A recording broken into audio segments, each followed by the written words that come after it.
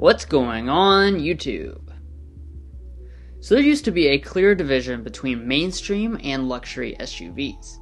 But especially within the Toyota and Lexus lineup, things are getting closer than ever before. The Sequoia is a prime example of this, with its super high-end capstone trim pushing into the territory traditionally occupied by the Lexus LX.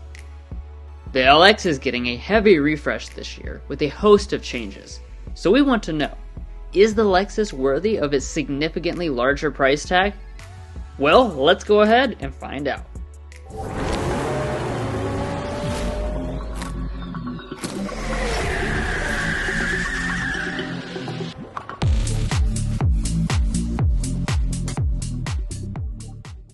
Now before we get into it, let's get the pricing out of the way. Like I already mentioned, these two don't compete with each other on price, but they overlap in many other ways, including a shared platform. Starting with the Toyota, we have the loaded capstone model, which makes the Sequoia as Lexus-like as possible. After destination, it is within spitting distance of $88,000. The new LX 700H starts in the six figures this year, and to make it equivalent to the Sequoia in terms of luxury, you need to choose the luxury trim. That puts it at a whopping $121,000 after destination. By the way, if you want to get the best price from local dealerships and access to invoice pricing info for these two models or any new vehicle, we have a tool on our website to do just that. It's quite helpful when shopping, so check the link in the description for more info. If you haven't seen one of our comparisons in the past, they are conducted objectively. We've done our best to weigh the points awarded throughout in major and minor categories, and at the end, we'll discuss that big difference in price in the value section, as well as talk about resale and reliability. But with that being said, let's get into it. Now right off the bat here, the first thing you'll undoubtedly notice are the bold, flagship level designs that these two exhibit. They have large grills that dominate their front ends, and ample use of shiny bits to signify their expense. Normally, that is.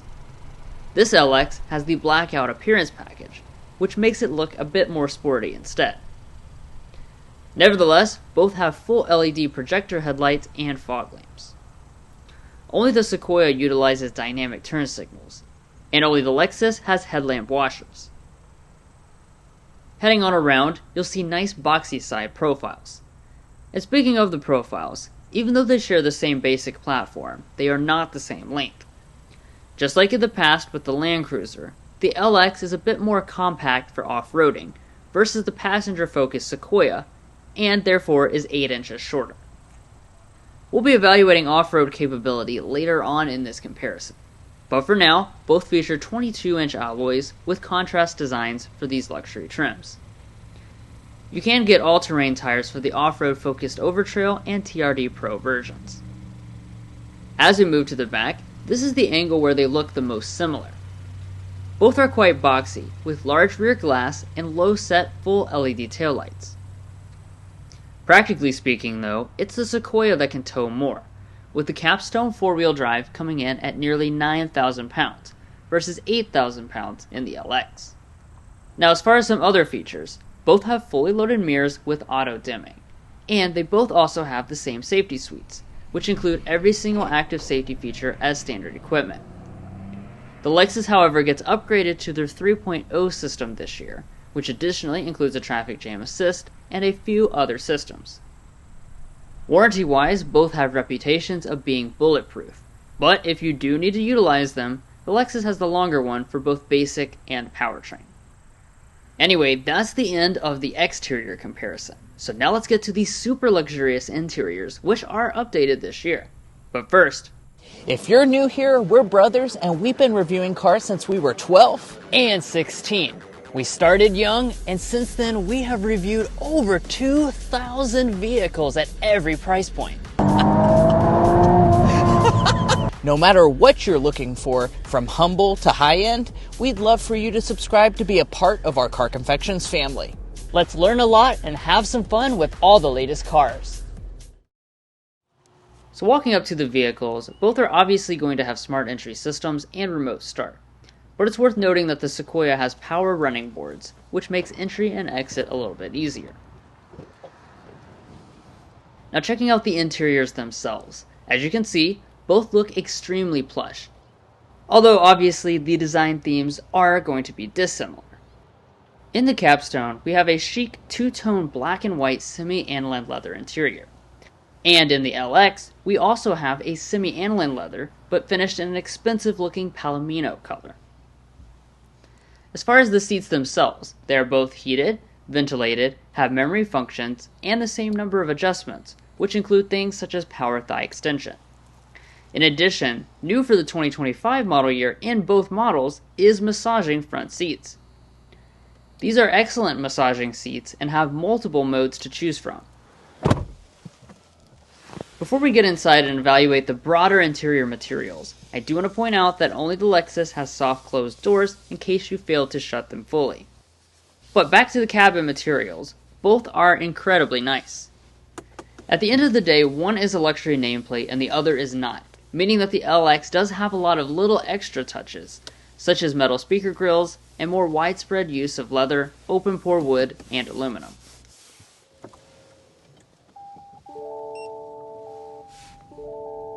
Now after startup, you'll see the same 12.3-inch full digital gauge cluster. Both also have large and crisp head-up displays if you don't want to look down. Of course, it pretty much goes without saying that both have heated steering wheels with power adjustment and rain-sensing wipers. But the LX is using a nicer leather and wood trim. Now the next major area to evaluate is interior storage, where both do a good job. However, the Sequoia is absolutely massive, and has a giant center console for storage and better use of space up front with its cubbies to stick things in.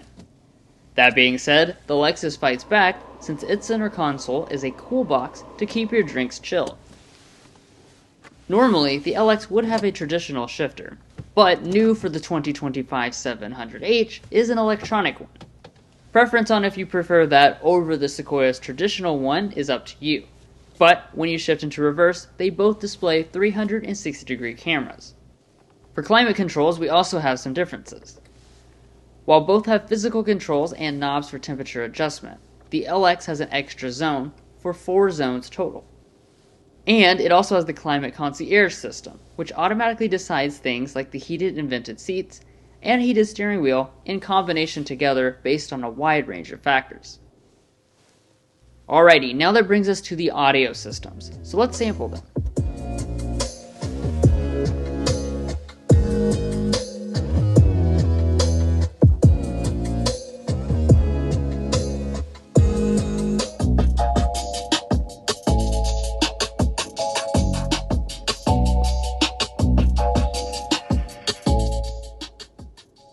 The Sequoia's JBL is decent, but the LX's Mark Levinson is truly top-notch and really impresses. Now moving on to the screens, these are obviously very important aspects of the interiors, and they have completely different setups. In the Toyota, it's a giant 14-inch touchscreen, but in the Lexus it's a 12.3-inch touchscreen with a second 7-inch helper display below. But fundamentally they work the same way, running the newest Toyota software that is fast and responsive, and they have wireless Android Auto and Apple CarPlay. Up above, both have rear camera mirror systems, and strangely enough, only the Sequoia has a panoramic sunroof. But since these are giant 3-row SUVs, there's still a lot to talk about in the back seats. We'll start with space, where you probably won't be surprised that the Lexus falls behind. Since it's 8 inches shorter, the Sequoia has about 6% more legroom and similar headroom to the LX. Both offer tons of luxury on board, so let's start with what they share. Their own rear climate controls and vents, heated and ventilated rear seats, window sunshades, and USBs for charging. Now for the differences. Only the Sequoia has a household outlet versus a less useful 12-volt outlet, and it's the only one to include captain's chairs. We won't award points for seating configurations, since that's more of a matter of preference. But moving to the third row, we will award points. Their folding mechanisms are identical, and would require child seat removal. And space-wise, they have nearly identical headroom. However, the Sequoia can give you about 8% more maximum legroom with the seats slid back. Thigh support is lackluster in both, due to their body-on-frame structures and lack of independent rear suspensions. But the Sequoia does spice it up with a few more features. While both have power recline, vents, and USBs, only the Sequoia has third-row window sunshades and a third seat for an extra passenger. Moving around back to the cargo, both have hands-free power tailgates, but only the Toyota can pop the rear glass independently. Once open, the Sequoia's extra length pays dividends again, with significant advantages in all three seating configurations. Now both of them do have odd packaging because the seats cannot fold flat due to battery packs occupying the underfloor space. However, they use a very similar shelving system to try to make up for the lack of levelness. Additionally, as you would expect, both include power folding third rows, and only the Lexus has buttons to fold the second row from the cargo area. One of the most interesting parts of this comparison is out on the road, so let's see how they stack up there. So like I just said, one of the more interesting parts is the powertrain situation. Oddly enough, the LX used to have less power and torque than the Sequoia, but that changes this year. Lexus has added this 700h hybrid model, which utilizes the exact same twin-turbo V6 engine with hybrid componentry as the Sequoia Capstone. The Lexus produces 20 more horsepower because it runs on premium fuel, but it's not quite at the 5% difference required to score a point, and acceleration feels roughly the same.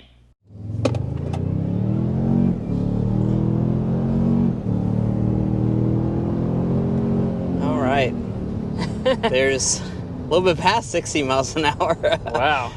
Dang, I think the Sequoia knew it was on camera. That's faster than it has been for the rest of the week.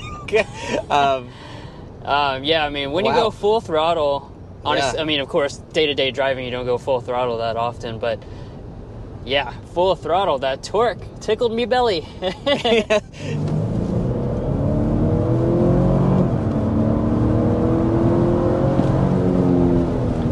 All right. Just like that, this big old SUV is past 60 miles an hour. So, you know, like we were talking about a lot, that this being the 700h, that's a big number on the back, and that's because this does produce big power numbers as well with this new hybridization. So basically what Lexus has done is built on the existing 3.4 liter twin turbocharged V6 from the LX 600, and then added the hybridization and the electric componentry. Now we're looking at 457 horsepower, 583 pound-feet of torque. As far as the transmissions are concerned, both have 10-speed automatics that are nice and responsive, plus four-wheel drive systems. It's kind of more gingerly taking off there. I do want to talk about your 10-speed automatic transmission that you have on board with this Sequoia. So it's a very good transmission. Certainly, we've had no issues with it over the past week. It gives you exactly the power that you need when you need it. As far as the other elements of the powertrain, we're looking at a 10-speed automatic. It's a nice partner to this overall system. But we certainly couldn't compare these two without diving into some of their off-road capabilities. The LX is one of the most capable luxury SUVs in the world, and that shows with the amount of standard capability you get even on this luxury model. It has a standard center locking diff, crawl control, plus a height adjustable suspension for significantly more ground clearance. While some of those features are available on the Sequoia, it's only on the TRD Pro. In addition, for those who want even more capability, Lexus also offers the new Overtrail trim, which includes triple locking diffs, something that you cannot get on the Sequoia. This is where you really can see the Land Cruiser 300 series roots. Straight up. This is when you need that off-road camera system, which we do have. Oh my. We are straight up.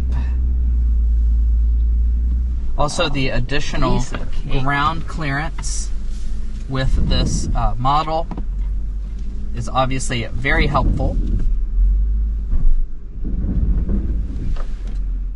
But perhaps more people will realistically be using these SUVs on the street, so let's discuss ride quality. They use standard adaptive dampers to help the ride qualities, but neither of them offer full air suspensions, meaning big bumps are largely canceled out, but truck-like vibrations are able to penetrate the cabins. Note that the Sequoia does have a rear air suspension, but that exists for the purpose of load leveling, and doesn't seem to have a meaningful impact on ride. It has a kind of a more traditional truck feel, so if you're comparing to something like a Tahoe with the optional air suspension, it's not going to be comparable to that. It is definitely going to be a little bit rougher than that. Standard on every single LX is the adaptive variable suspension, so it is a height adjustable suspension. It's not an air suspension though, so do be aware of that distinction. What that's going to mean when it comes to ride quality is it's not quite as smooth as some of the other flagship luxury SUVs that you may be looking at, Cadillac Escalade for instance, with a magnetic ride plus an air suspension, or the new Infiniti QX80 for instance. Luxury is also about isolation, so we took sound level readings of both of them at 55 miles per hour. The average human ear can hear a 1 decibel difference, and considering the LX came in at over 3 decibels quieter, it's safe to say that it does have the quieter cabin.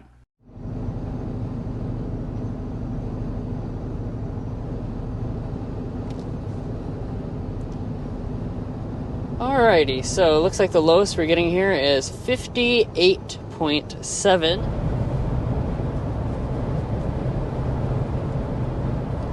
54.3 decibels is what we are sitting at in this LX 700H. Finally, when it comes to fuel economy, you'd expect them to be close, and indeed they are. They come in at an identical 20 mpg combined, but it's worth noting that the Lexus requires premium fuel, unlike the Sequoia. That'll certainly cost you more at the pump over the lifetime of the vehicle.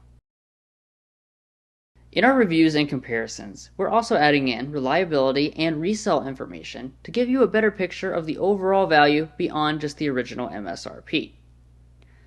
Beginning with reliability, we developed the Combined Reliability Index, which takes into account several studies from trustworthy sources and combines them in a way that gives you a more realistic picture. Toyota takes the number 1 spot for all vehicle brands, 16 slots above the industry average, giving it plus 1.6 points. While Lexus is the number 1 luxury brand and is 10 slots above average, giving it plus 1 point. We also put Mason's economics degree to work to develop a detailed predicted resale value tool. After 5 years and 60,000 miles, both do pretty well. The Toyota comes in at a predicted resale value of 64.5%, and the Lexus, as is typical with luxury vehicles, comes in less at 53.8%. That's roughly 11% difference, and will give the Toyota plus 1.1 points. Resale is obviously important because it determines how much money you get back, but we can't forget about the price difference at the original purchase. There is a whopping $33,000 of difference between the two of them. However, due to their average MSRPs being over $100,000, no points will be awarded. Just know that if you care about value, obviously the Sequoia is likely the better choice. I want to emphasize that if money, reliability, or resale value matters less to you personally, feel free to disregard these points. And if you'd like to check out all our data about reliability and resale values, as well as learn about our methodology, make sure to head over to carconfections.com/resale and /reliability. Buying a car is a big decision, and this is a great place to compare all the vehicle makes that you might be cross-shopping. Alright, so that's it for another exciting comparison, but let's recap here a little bit with who should be your personal winner based on what priorities are most important to you. So you should probably pick the Sequoia as your winner if you're looking to have more space. So actually this does have more space, as you saw through several different configurations throughout the video. Also, it does tow more, and you also have more value, of course, because the LX is very, very expensive, so even the still expensive Sequoia is a relative bargain. Now, on the flip side, the LX should be your choice if you want the best luxury cabin materials. Yes, it is a step up above the Sequoia. Even though the Sequoia is very nice, the LX really does Lexify it up and really give you that really premium interior. Also, it has a couple bougie features that are not available on the Sequoia. So, for instance, you can't get the cool box in the center console, the Mark Levinson audio, or the soft close door ability. Additionally, it has some more off-road capability as well. It can even get triple lockers depending on what trim level you select, and it has the height adjustable suspension. So we want to know which one of these two Toyota SUVs you're taking. Are you taking the LX or the Sequoia? Let us know your thoughts down below. Also, if you're looking to buy either one of these SUVs or any new vehicle, we would encourage you to go to carconfections.com/newcarquotes. The reason you do that is because we have a tool on our website that will connect you with local car dealers in your area to get you the best price. It's also going to give you access to invoice pricing information, which is a great tool for dealership negotiation and can help the dealers to start competing on price. Once more, you can find that in our video description, and we also have a pinned comment at the top of this video. And guys, that's going to be where we leave off on this comparison. If you enjoyed, we'd appreciate it if you hit that subscribe button down below. By subscribing, you're going to be a part of our Car Confections family. We have a lot of fun on this channel, and I promise you won't want to miss out. If you're already a part of that family, thank you so much for your continued support, and we'll catch you next time as we sample more of the latest automotive delicacies.